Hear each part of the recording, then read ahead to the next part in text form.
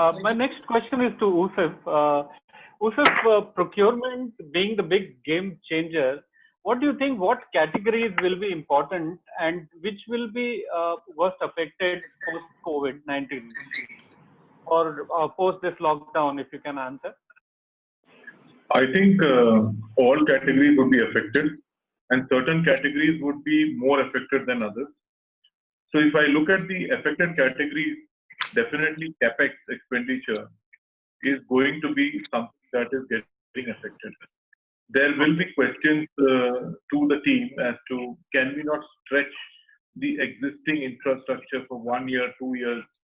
Can we not do some modification and extend the life of the kind of questions that will be asked? I mean, Khanna Sahab raised minibars, for example. So we generally replace maybe 5 to 10% of our minibars every year. But now, with your demand going down, with cash constraints, there could be a situation where the organization asks, can we not extend the life of this product for 2 more years? Do we really need to change this 5 to 10% every year? So capex is one category which definitely get affected. New projects would be another category, which is getting affected. Again, this depends on how much cash you have on hand. For example, if you plan to do a renovation, probably this is the best time to do the renovation, assuming if you have the bandwidth and the cash available for that. But otherwise, then this category is going to get affected. The categories that are going to rise are categories, a deal with sanitation and hygiene. There has been an avalanche of products that have been launched in the country today. For example, if you look at an item like PPE kit, there are probably more than 300 vendors who have been certified by agencies like Citra and others. And it is literally impossible for us to decipher which is good and which is bad. But I think the spend on categories like sanitation and hygiene are definitely going to increase. If you look at the Oberoi, for example, we have our entire sanitation procedure, hygiene protocol listed on our website. Vendors can take a look at it and contact us as to what they could supply. That is done. But that is one category which is definitely going to have a lot of spend. Unfortunately, it's also going to attract everybody. So the kind of rates that people are charging, I mean, masks which should cost probably 2, 3, 4 rupees, being sold for 15, 20 rupees in the past few weeks. There has been that kind of price tripping that is happening in the market. So obviously, now, as you say, the rates will start becoming more and more reasonable. So vendors who can give good quality, timely production, good design, would find that they are able to supply more in that product. So, my improvement about this. Back to you, Nitin. Sure. Thanks. With this, I want to move on to Mr. Sudhir Gupta. And, Gupta Sahab, the question is that this COVID-19 and then subsequent lockdown have actually killed the business completely.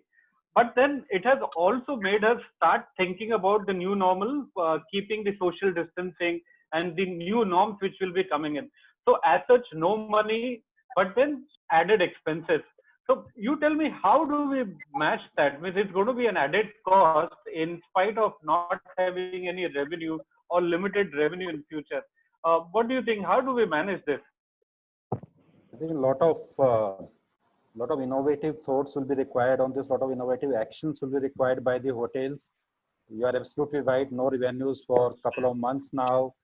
Extra added overheads on the cost side. A lot of procedures on the safety and hygiene which needs to be followed. I think it starts with all the departments as a collaboration by all the departments of the particular business. Sales needs to look at how they can get more, how can they fill in more rooms, how can they get more of banquet sales done. Marketing, very important. One side on the CRM, how the relationship can be conveyed, how the digital media can be used, and how they can convey much more effectively the kind of actions they are taking towards the safety and hygiene. So it becomes much more from marketing perspective. You need to walk the talk now. You have to show it. All right. It's not that I can just write and we can just write on the social media, we have this and that. Customer, they are becoming very, very practical and very, very particular about the hygiene now. Once they visit and they don't find what you are saying and they are not convinced, perhaps they will be gone forever. They will Okay? not come back. Yeah. So one part is that we need to be very, very particular, and we might be spending money on that, but this needs to be kind of regained through more customers coming to you. Then from you know, chef side in the kitchens, how the wastages can be reduced, like depending on what the kind of projection we have on the room occupancy. Much more now we have to sharper on the buy plans. You know, earlier it used to be a bit relaxed. Now you have to do the T. The buy plan needs to be vetted. The purchase and the chef needs to be working collaboratively. The wastage needs to be reduced to a greater extent. Uh, as far as the sourcing or the procurement is concerned, there are very volatile categories. Particularly, if today you take the case of meats, the fruit and vegetables, right? These are the categories which are very, very volatile. The prices are changing. PPs, you know, my friend Francis was just mentioning the PP what you sold one month back versus 2 weeks back versus 2 days back. We see a reduction of nearly 200% in some of the items. A mask which are costing 15 rupees, the 3-ply melt blown, is today available at 5-6 rupees. So this kind of reduction is happening. You can't take long calls. You have to be on the short durations. All right. Then I think there is a big opportunity, as Ajay was mentioning in his question, Mr. Ajay Khanna, a while back. What can we do together? It ties up with that. That there's a lot of opportunity to be, you know, vocal about local. A lot of imports are happening. India is very weak on the equipments. Most of the hotels are buying the kitchen equipments or the safety equipment coming out of the other countries. Can we do something collaboratively in this time when the orders are lesser, right? Can we develop those products internally within India? Correct. Now, two ways it will have. Your dependency on imports will decrease, your lead time, your responsiveness will be much more better, and your cost will come down. Perhaps even the use of technology can make them added advantages can be given to you. So I think if we, and another most important point will be on the analytics. The way we have been buying, perhaps we need to be very particular about the past analytics, whether it's the, you know, Aval was mentioning a while back about blockchain. The concept doesn't exist in the hotel industry at all. It doesn't. I'm coming from retail background. It started coming into the retail, right? But that was on the nascent stage. So not at all in the hotel. How do you procure? How do you guarantee that what is the back end chain of farmers and the sub suppliers and suppliers of the food items I'm buying? People call about organic food products. How do you ensure? So the blockchain, that is on the wider side of it, but the technologies for the cost containment or assurance could be the e-procurement solution, the reverse auctioning. To create those, people are raising some kind of doubts. So you do all your processing, all your logic nodes, all your comparatives getting through, you know, softwares like e-procurement, and then you put into the reverse auctioning process. So the manual intervention is totally gone, kind of. It gives you much more assurance, and there is a, you know, reduction. So much more better pricing. So how can we help together work on these new technologies and create that environment within the hotel? The thought process needs to change, right? We need to look at these kind of measures now in this situation of a problematic situation which is in front of all of us. Thank you. Correct. I have a particular question from Jaideep. Right? He says, very good session, but request you to get in someone from restaurant, Sanjay Goel from chain of QSR. He must have an opportunity to tell us something about restaurants. They contribute 70% of the country's F&B business. It's a tough one, actually. You know, out of all the industry, all the sectors, I personally feel restaurant industry will take a couple of years to come back to what it is. And so it's going to be very, very tough for industry to, manage this kind of situation. And to some extent, what I also feel is that, I was talking to Nitin there, that one has to prepare for war during peace time. So I realized that Correct. all of a sudden we find that there is no contingency plan. If you hear about Bill Gates, he had predicted about 5 6 years back for such kind of a calamity coming in and hitting us. So we don't take notice of these things, right? So this is a learning lesson for all of us, and the way I see it is we will have to work very lean. It will not be easy. The organization or the formats where there is a there is a cash is a challenge, then it will be very very difficult to survive. One has to look at every day, short term and medium term, how to I strongly feel whoever can manage to survive till December or March will stay afloat. But if they don't have the cash to survive until December and March, then it's not going to be easy. It's not going to be easy. And same is the case on the vendor side, partner side. These guys have got a lot of money in the market, and it's a for a procurement guy in restaurant or hotel line, it's a two-way challenge. So managing the external partner side where their money is stuck, and internally the business has come to completely a halt. So how do we strike a balance? It's going to be a very, very testing time for procurement guys in restaurants, especially, and along with the hotels. But whoever can manage and has a will to fight and can remain there alive till December and till March, I think I strongly feel 21, 22 will be a very, very positive year, and the industry will bounce back. You always have been positive, Goel Saab, and that's why I'm sure if industry has more people like you, we will survive and we'll get back.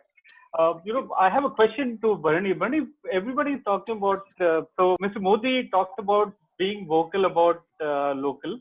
He also talked about let's go Desi and make in India. So what do you think? What's going to be the trend, and whether it's going to be demand in demand? And can you also give us your input on Make in India and Atmanirbhar? Will that be a way forward from here? So that's a good question, Nitin. So I would like to that my personal view is that surely Make in India and Atmanirbhar is surely a future for India that's going to open up a lot of business and also the employment opportunities. I'm very happy. Personally, I feel that's a great opportunity for a lot of people at this current situation where there is a questions on somebody losing out their kind of current income. So there's always a kind of opportunities going to be really opening up. My personal view is that maybe, as Mr. Sanjay Goel said, maybe next about 6 months, 9 months down the line, there are so much of opportunities are going to come out in India. It's going to be a lot of like takeaways for because not only just a kind of hospitality, I think many industries are going to open up. Now coming to the kind of hospitality, I personally feel that I used to, when I talk to some of the senior colleagues and also some of the people, like, somewhere about 5, 10, 15 years before, the kind of imports, what hotels imports are somewhere around 15 to 20% of the, the procurements depends on the imports. But I think that has slowly and steadily, gradually decreased, drastically. If you look at, in my personal opinion, today, whatever the imports, what we do, maybe to the extent of less than 5% or 4% in industry, specifically to some of the construction specific, at the time of the construction, what hotels imports, and also while operating during the time of the operations, the kind of imports what we handle, like in food products, the imports are negligible nowadays. Mainly, of course, maybe the alcoholic products could be some of the imports are there. Some cheese meat products are imported, but I see a kind of the local products, opportunities are surely picking up. And also some of the international companies are coming and setting up their plants in India. So that's as good as maybe an international standard and quality, but we are surely getting it local, sourcing it locally. I see a fantastic opportunity of this Make in India and, Atmanirbhar, this project, and which is going to be a great alignment for the future for every industry, not just specific to hotels. Correct, correct. Brilliant. Thank you. Now I have a very tough question. This question has been asked by many purchasing professionals in last 1.5 months to me, and I have no answers. I'm going to be asking this question to Clyde. Clyde, today, the stresses of survival far outweigh others, and optimization and retention of best and high performing talent is the way forward. Also that the laying off of is an evil, but there is no other way out. Organizations have to let go the less resourceful. What do you think? What measures would you suggest so that the organizations gets into quick start, optimal and sustainable operation? Do you I think think the staff? Yeah, Clyde. Sorry, uh, you so. can answer, Actually, Clyde. Nitin, whilst you had dropped, your call had dropped. I had answered this question. So if you want me Is to it? repeat, Okay. so, No, I'm sorry. Okay, sorry. So let me get back to Saeed and Clyde. Thank you. So I have another question for you, Clyde. Just be there. So, Mhm. what do you think? What's going to be the new normal in hospitality procurement, and what's going to be the big one? So there'll be no specific big one, Nitin, but the work from home concept is something which was never considered for hotel operations. We also always consider that ours is a brick and mortar kind of organization where your guest is sitting, your customer is sitting right under your nose, so you got to be there in the premises. But I mean, come COVID, and today most of our people sit at home and they are operating. So, however, there are challenges operating from home also. So, because I think very clear-cut guidelines need to be implemented in place. Because today, if I mean, you'll be noticing it yourself and the rest of the colleagues also. There is no fixed work timings. Work happens throughout the day, irrespective of the day, including the weekends. So, certain guidelines need to be put into place. I think the other challenge is meeting vendors face to face. In the initial years, it was considered imperative. Not initial years, but before COVID, it was considered to be an imperative. But I think technology has now played a large role in terms of kind of addressing that issue. So this is also a new normal because the technology is going to become a very, very important and integral part of our operations. I think we're going to see more and more consolidation of activities, shared services wherever possible. If you have multiple hotels in a city, shared service is going to be one opportunity. Using e-tools is going to be something which is also going to be an opportunity. So I would say these are the new normals in procurement which are going to happen in the times to come ahead. Oh, thanks, Clyde. Saeed, let me move on to you now. With your long and stint in the industry and the experience vision, do you see the industry and the sector get back to the normalcy we know in coming months? And when do you think will it come back and why? What I was about to say is, as Mr. Goel said, we will walk on a very kind of a positive mindset.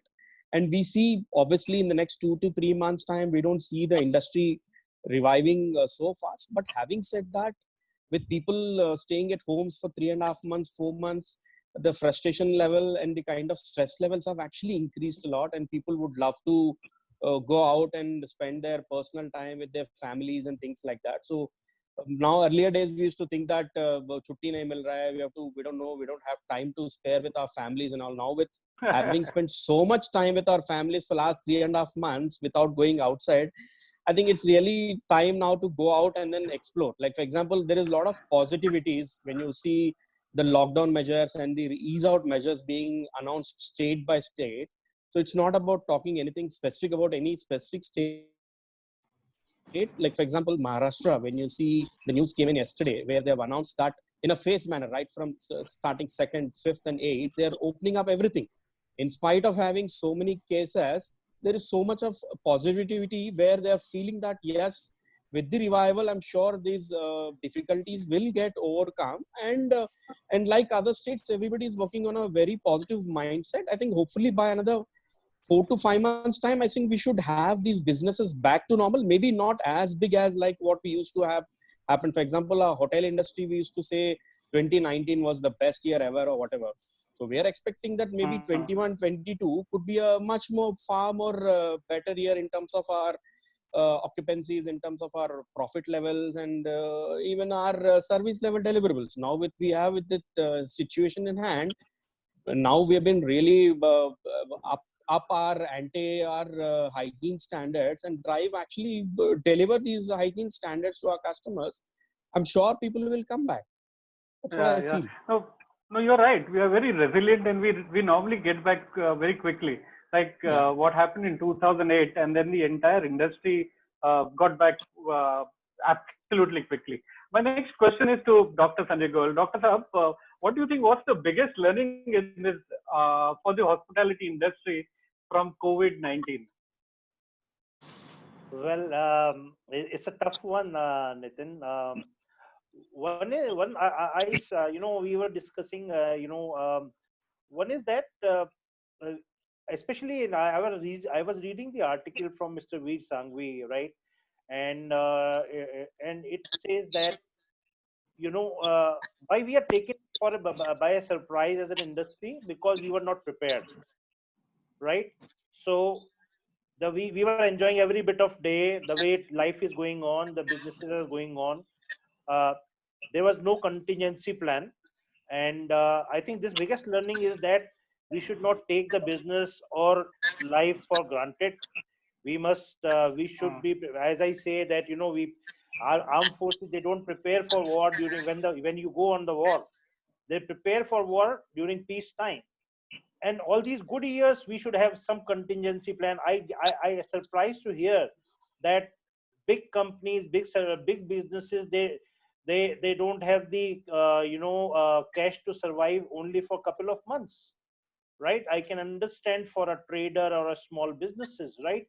Even biggest of the businesses, they find that means we didn't conserve cash. That means most of the businesses didn't have any contingency plan whatsoever, right? And surprisingly, that there was a alert sounded by some of the very, very learned people. So biggest learning is that we should have a very strong contingency plan. We should always conserve cash, because so that when it is needed, you can work lean. You can still survive and find a solution. So learning, to my mind, is to have a strong contingency plan for all businesses, not about restaurant or hospitality industry. Everybody, every industry should have a contingency plan. Every industry should have we should have other avenues of revenue. How do we create revenue if this scheme is gone? Like restaurant industries today looking for delivery models. They are today discovering packaging for delivery. So we could have done that during the time when dining was good, right? So we would have been ready to face the whole thing and should have hit the ground running. That is what my submission is. Yeah, I also feel the self-realization which has happened to most of us, that there is somebody beyond us, and which is still there. So all of us started taking many things for granted, and we have been brought back to the ground. So I think that's going to be the biggest learning for us. Major Saab, I have a question for you. Nitin, remember, there is Vaishali, Lakshmi, Behram ji, Nirmal ji, they're all waiting. Nirmal ji ka pata yes. No, let me ask this question to Major Saab, and then we'll get back to them again. So, Major Saab, the question to you, as you have been known for your administrative skills, obviously you worked in Indian military, which is known for the discipline, known for the quality of the training which they give, and then the people who have it in it only get selected for such kind of post. Can you tell us some of the unique aspects of this specialization you have gathered from being a military man to a successful procurement professional? If you can give us some insights of it. Okay, so very interesting question, Nitin. So if I think back into my times when I was in the army, I think and I look at some of the fundamentals of the military environment. Now, as a military leader, you lead men into situations that can be difficult, sometimes dangerous, a lot of times life-threatening. And why do these men who are there with you follow you unquestionably? And mostly it is because you worked with them very closely. And Sanjay ji brought out the whole training aspect that you build. So you build a bond with them, you build a camaraderie with them, you develop trust with them. You've given that confidence to these people who are in your immediate ecosystem that you are there for them.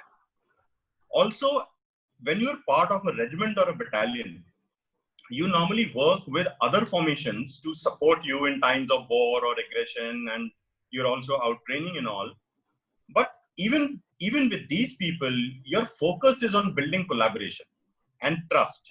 You are discussing plans with them. You are open to suggestions. Innovative thoughts and ideas need to be put on the table. How would you attack? How would you encircle the enemy? And so on, when you get into those nitty-gritties of it. Now, what also you do is, and very, very critical that I emphasize a lot in my corporate life, is that you are hearing all perspectives from your teams and other members who are part of your extended groups and collaborative efforts. And what you start doing is developing very good listening skills.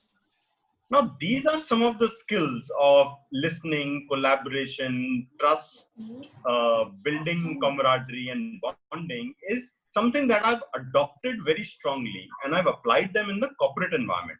And especially when I work with some of these key suppliers. Now, suppliers, now trust, takes a long time to build. It's not that Correct. I meet somebody today and he says, oh, I trust you, right? So trust takes a long time to build, but that trust is a step-by-step process. And some of these suppliers with whom I've worked very closely over a period of time have seen me as their friend. And friend or partner in the sense that they know that I'm going to be very fair in my dealing with them. And Correct. whether the organization is wrong or the supplier is wrong, I will always play that balancing act in between and will support the party. And also for the partner, that they understand that they need to step up as partners and have to deliver value. Another thing that I keep telling a lot of, and in my conversation with a lot of procurement professionals, is that, and we've spoken about this earlier, you normally start working with numerous supplier partners. Right? You keep onboarding every new product, every new service, you keep onboarding partners. You don't really need to get to that, but start developing strategic partnerships. Now, some of the organizations will work on the Pareto principle of that 80-20 rule of where your 80% of spend is with your 20% suppliers. So you start developing relationship with the suppliers. Now, for me, always it has been every one of my supplier has been my strategic partner. And therefore, looking at my own time and effort constraint, I start working closely and developing partners to be able to take on more. And again, a point that we had discussed in the earlier conversation. So these are some of the aspects that I've really translated from my military environment, and I've brought them to my corporate life, and I've started working around these, which I think in a way has been part of my success, or either which way is the working, is because people identify some of these aspects and really come up front to really partner with what I'm trying to do or what I'm trying to innovate, or that collaborative effort that's starting to build up and so on. Easy to work in civil life or military life? What is it easier? So each organization has their own pros and cons. I love and I miss a lot of the military life, many aspects of that military life, but I also love a lot of aspects of my corporate life. So the camaraderie that we build in the military life, for example, any postmate or any Fauji that I meet or bump into anywhere, we click like nobody's business instantly. Correct. Right. And that is something that is completely amiss in the corporate life. So even though, yes, you have a small fraternity, hotel professionals and all, you keep meeting, interacting, yes. But other than that, the larger force in the corporate, you have no association. You meet them very formally in an office environment, and that's about it. You don't build the social bonding. You don't build a lot of the camaraderie and so on. So pros and cons of both. Some I miss of the military life. Some aspects are good here. I'm really happy that the government of India is thinking of introducing 3 years mandatory in military. I hope that really gets passed from the highest authority, and youngsters in India get to see the life. So I'm hoping for that. Yeah, I think so. A lot of matured countries have this conscription services where people or youngsters go through at least a few years of training and get to see the environment. And I think we are at that stage where it is very important for the youngsters to really look at that and really understand where some of the military personnel come from and what are the challenges Correct. and the issues that they face on the borders. It's very easy to just put everything under the carpet and say, oh, I've read something and I don't know whether it's true or false or how it is. But only when they go through, they'll be able to associate and understand some of those challenges better. Thank you for this answer, sir. We would like to open the guest window for Ms. Madhu Chandok, please. So Dr. Madhu Chandok has been the advisory board member of Hospitality Purchasing Managers Forum, and she also has been the industry stalwart for several years. She teaches in Oberoi School of Hotel Management and also is advisors to many organizations, industries. And I'm happy that she's here today to ask a question. So good evening, all of you. It's my pleasure to be here, and I thank PW Hotelier and HPMF and Nitin for giving this opportunity. My question is that with the crunch in our cash flow for all hotels where the COVID has hit us so badly, and in our effort to maintain our supply lines and securing the supply lines and also balancing the risks involved in that, with everything changing every day, because there's so much of R&D that's happening for various materials. So even not just from the PPE or the hygiene and safety, which is getting into a very big sort of development, but also there is materials, especially I would say a guest room touch points for the guest where he'll probably spend a lot of time. So how do we actually look at our buffer stocks? Do we go back and, because there'll have to be a strategy which could be today, and then maybe interim, and then probably way forward. So I think in purchasing, a lot of internal coordination, how do big brands or, all of you think that, you should work together to sort that out and plan in advance?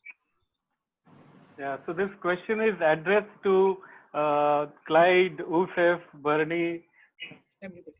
Yeah, hi. So, ma'am, you spoke about buffer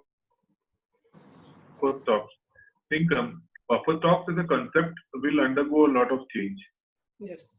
Because any money that we are investing in stock that is going to be lying in our warehouse is going to be probably a dead investment. Mm-hmm. There will be some risk that we may not have the item when we need it, but it will be a much higher sin to block a lot of money in inventory as buffer stock. If you look at going ahead, probably one should divide the next few months into 2 or 3 phases. The immediate as we open up.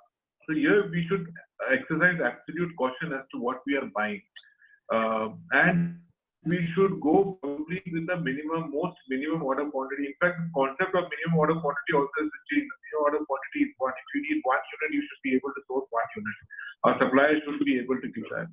The second thing is in the medium term, which is probably 3 to 6 months down the line, we are looking, so new trends would emerge. You will get a better understanding about how the demand is coming back. And these rules need to be rewritten as to what is a buffer stock. So buffers, I think all of us will learn to manage with much less than what we have, much lesser cash. And that is the thing, because going ahead, we will be much more prepared to face these kind of exigencies. That's my 2 bit on that one. I hope I've answered some point of it. Thank you. Brilliant. Brilliant. And I totally agree. And I think this pandemic has taught us all to live with less, less is more is something that we've actually also all learned during this time. Thank you. Thank you, Francis. Correct. Thank you, ma'am. The next question is from Lakshmi. Okay, good evening, ladies and gentlemen. This has been a a very, very productive kind of a discussion, and a lot has already been asked. So let me, at the onset, let me thank each one of you who are from the supply chain fraternity for keeping the things going for us. We are into the 3rd month of lockdown, and we haven't faced any scarcity. So you are all warriors for us, not just in the industry, but people who are outside as well, who are part of this fraternity. So we're extremely, extremely thankful to you. Having spent so many years in the industry, something that I have seen is each one of you has been the Man Friday for the operational departments. Be it the housekeepers or the chefs or F&B people. I could never see anybody working without a great support from you all. And also, there's always a healthy discussion or debates or whatever you call it, but that's how hotels used to be, and that has been wonderful. My question today, it's not a question, but just an observation. I had shared this, the poster of BW Hotelier about this webinar. And some of the remarks that came from the group were, how come there's not a single lady here? So my question to maybe Dr. Goyal, what is it that you should be doing so that you have more of women joining this fraternity?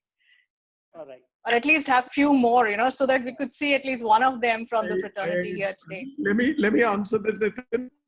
Lakshmi has introduced something called Indian Women in Hospitality, and she's a strong believer that women should come forward. And she had asked this question to me, and I had very little answer. So, Dr. Saab, over to you. All right, I would love to take it, and this reminds me about 8-9 years back in Mumbai. We were in the panel discussion, and there was a lady sitting at the back of the room. And we were sitting on the dais, all male, 4 people, and she asked me exactly the same question, right? So what you are saying is absolutely right. The industry. We must all keep in mind we have 7 minutes to close. Yeah. So industry is male dominated, but I answered even during that time. That was around 2010. Even in my team in specialty, we had very, very good balance in the team. So I had a team of 20. We had 10 young girls and 10 boys. So I am a firm believer that having a gender balance always helps building a good team, building a good environment and atmosphere there. And even in HPMF, Nitin will second it to me, that we try and spot a lot of talent in terms of and of late I see a lot of girls and a lot of women coming in procurement space. Earlier probably it was very, very different environment, tough environment, and the situations were not very, very conducive. The timings were probably we guys used to go very late during our time, probably 10 o'clock, 12 o'clock at times. Things have changed today, and as I fully agree with you, and I think that change is happening. In HPMF, we promote a lot of new procurement, young girls coming in. In my environment, in specialty, in Del Monte and in Lightbite here, we have the girls taking the responsibility, and going forward we will see more of such balance between the gender, and definitely there's a unique quality which women gender bring in terms of the balance of the team, and that helps us in terms of the entire atmosphere in the department and how you structure it. I give you one example. I'm very passionate about. We have to keep this short because we've got 3 more people waiting. Right. We've got 5 minutes to go. I 100% agree with you, Lakshmi, and we are we are mindful of it. And this is going to be the future. You see more of women power into procurement. Lakshmi, you so also will have an IWH. Yes, I'll connect with Dr. Okay, Thank you. Vaishali. So, yeah, Vaishali Sinha, please. Hi, namaste everyone. So this is the new normal now.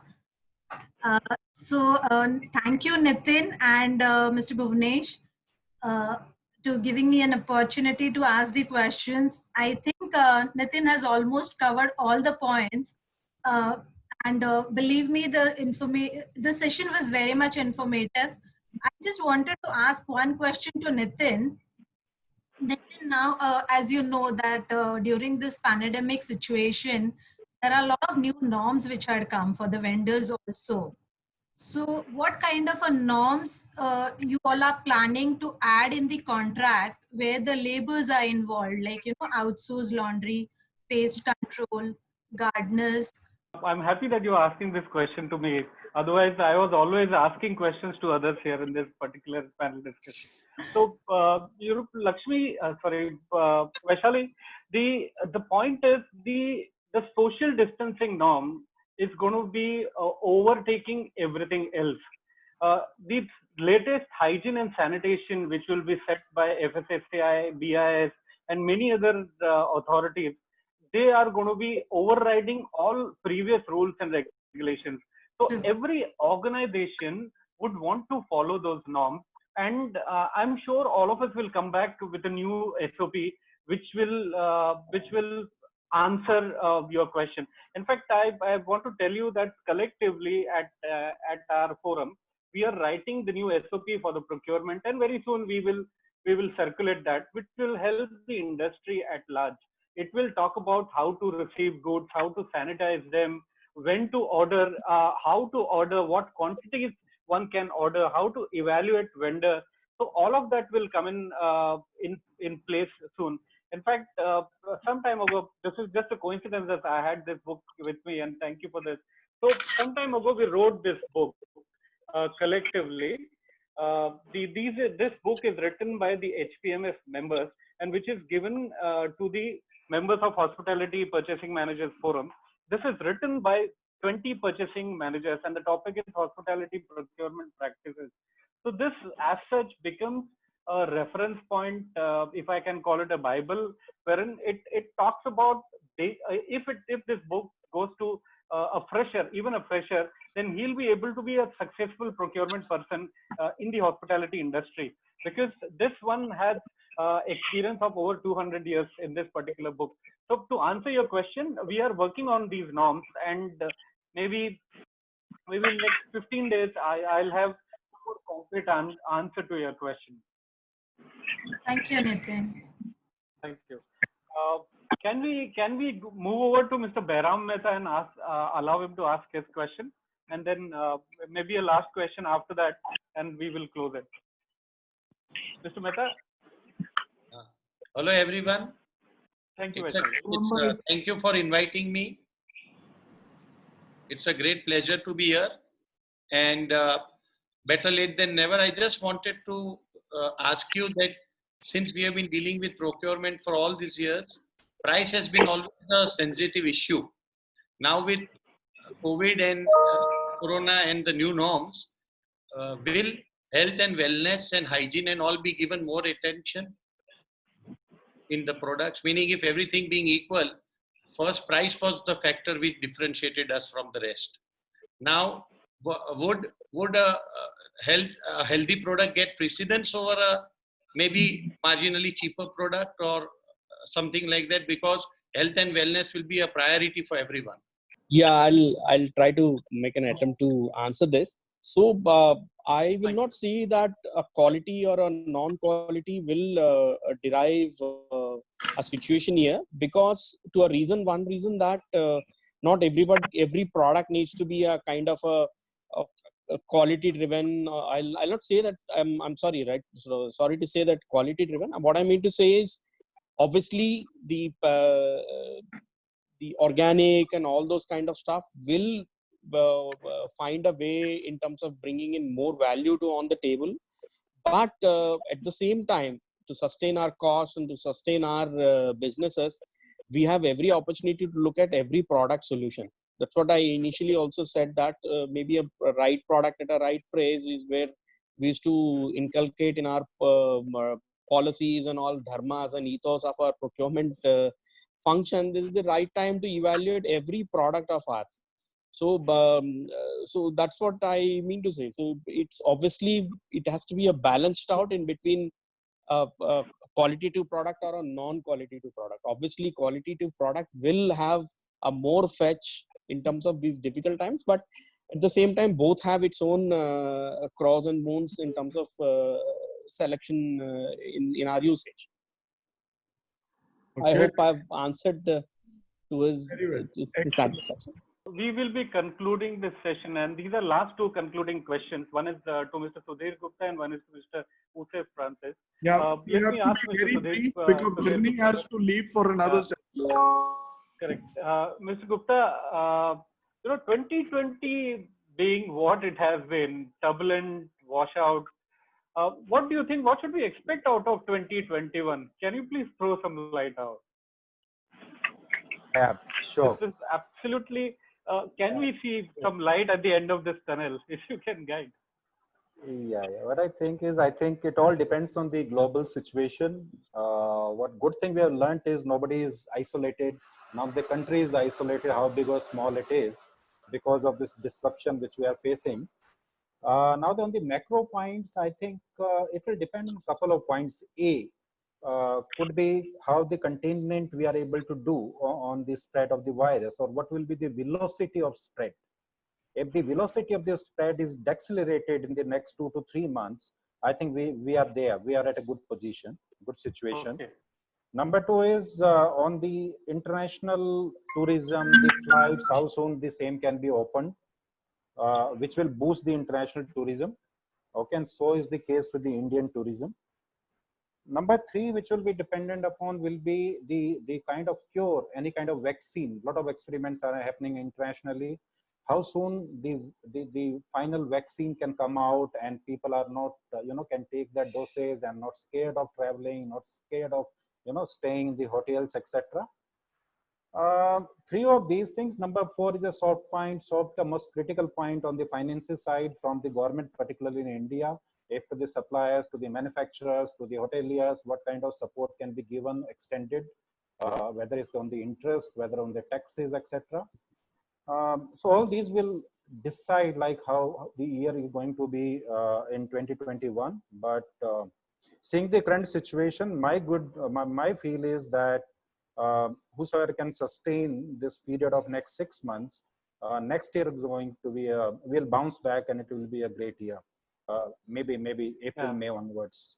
Yeah, I also feel that it's a challenging year, but then we will have to convert that into an opportunity and make it happen in next year. Normally in monsoons, in any case, the businesses go down. So if I'm thankful to COVID-19 that this has come into non-business situation. If it had come in October, November, December, then I think most of us would have been dead by now. Yeah. So let's see how it goes. So thank you, Mr. Gupta. Mr. Usef Francis, the question to you now. Very close to my heart, and this is the most important question which I feel. So there are large, procurement is a large function in the hospitality sector. And how can all the purchasing managers who are watching this webinar help their organizations and make an impact for the very survival of the business given the current situation? Can you give us some hope, please? I don't want to dish out any false hope. This is a tough time, very tough time. In the last 25 years, we have seen the Asian financial crisis, the world trade tower coming down, the impact of the 2008 worldwide economic crash, many things. But this is probably something much bigger than that, much more worldwide than that. So I think the first thing to do is to acknowledge that we are in a serious crisis and not have any false hopes about it. It will go away in the next 15 days, it will go away in the next year. It is here to stay for quite some time. People will get used to it. There will be a vaccine at some point in time, but this is going to be there. So that's number one. Secondly, procurement is a large function, but we have larger brethren in all our food and beverage, in our front offices, in our housekeeping, in our kitchen team. All of them are equally or probably more badly affected than any of us. So it is the time to think as one team. the entire hotel, the entire hospitality is one thing. We don't think that it is not going to affect me. It is going to affect all our hotel, a 3-star hotel. All of us are going to be affected. If the guest doesn't come, we are all going to be affected. How can each of us help each other? Is that we have got in between us all the procurement managers a few hundred years worth of experience. I'm sure if each of us comes up with even one single thought or one single idea, and we are able to help each other, it will help each of us. We must remember that the inherent demand is there. The traveler will come back, and we have to be ready. We have to be ready. So the suppliers, the hotels who promise the best and the safe environment will get the business. So hang in there, don't lose hope, and there will always be the sun will shine tomorrow. I mean, that's all that I can say. Thank you, Nitin. Let me conclude this. No, there are a couple of other guest speakers who are there, but I have been told that I will have to close this session. I'm sorry. So what's important is all these gentlemen have given us some hope. They have given us some guidelines, some guru mantras for us to take this this situation forward. What we wish to do is come out of this situation as winners. COVID-19 has come in now with much younger than all of us, with frugal, brutal. At the moment, we don't know how do we handle COVID-19 situation. But slowly and steadily, either we will survive with COVID-19 or we will come out of it. But all of us, if have a strategy to work together, all of us, if we can help each other, if collectively, if we can work out some solutions and share that as a best practice with everybody, then I'm sure we'll be winner. So working together, following hygiene standards, following sustainable practices, ensuring that consolidation is done. I also feel less number of suppliers in an organization is going to be the guru mantra, and depending on the suppliers' words, suppliers following rules, regulations, methods, and also being able to help the organization, take some stress from the organization, and being there and helping everyone is going to be the solution. So I'm thankful to everybody who participated. I'm thankful to BW Hotelier, Mr. Khanna. I'm thankful to the panelists who have put in so much of knowledge and who have given us so much of information which wasn't there. This is probably one of the best panel which I have attended in last 2.5 months, and I'm thankful to everybody. So I'm going to be saying goodbye for now and look forward to see you all soon. Thank you very much, everyone. I'll just take a minute. I feel elated, I feel excited, and I feel blessed to be able to share the same screen space with such luminaries. I mean, where do I start? Behram Bhai, of course, is our elder. He is like a much elder brother to us. Sanjay Bhai, you, Clyde, Sudhir ji, Aval ke paas baad mein aata hu. Ozuf, my brother. Sai, I just got to know you. Barni, I just got to know you. It's a blessing. I mean, the procurement industry cannot ask for a better gathering of luminaries over here. And we have them all over here. I'm thankful to you all with both hands folded, and to my brother Nitin Nagarale, who brings in such chutzpah, which I used in the show with Chef Ranveer Barar. He's got that energy, he's got that spark. He brings all of us together. Let me tell you, we must do this again. We must. If there are other learnings, let me know, we'll do this again. Now, I also quickly want to, while you're all on the screen, there's a team of 20-25 working behind us all who are tweeting each word that you are saying, who are translating it into transcripts and creating editorial content. Let me thank them all. Jyotsna, who is there, who drives our editorial here. Prerna, Kavya, who's only 16. Behram Bhai, she's from your town, and she's a magic girl. There is Resham, there is Sonakshi, there is Chetan, there is my brother Ajit, there is Ratnesh, and there is Tanvi, and there is Raghav. Tanvi is a pocket dynamo. Our first show clocked in over 3 lakhs. We don't keep too many numbers on Zoom. Our numbers actually happen on Facebook Live, on BW Hotelier Live, and Twitter Live, where we are. And hopefully next time we'll be on Insta. We have another show tomorrow with another set of hospitality leaders. What I'm telling everybody is keep your second half of Saturday night, Saturday afternoon free for us. We are going to bring you a blockbuster.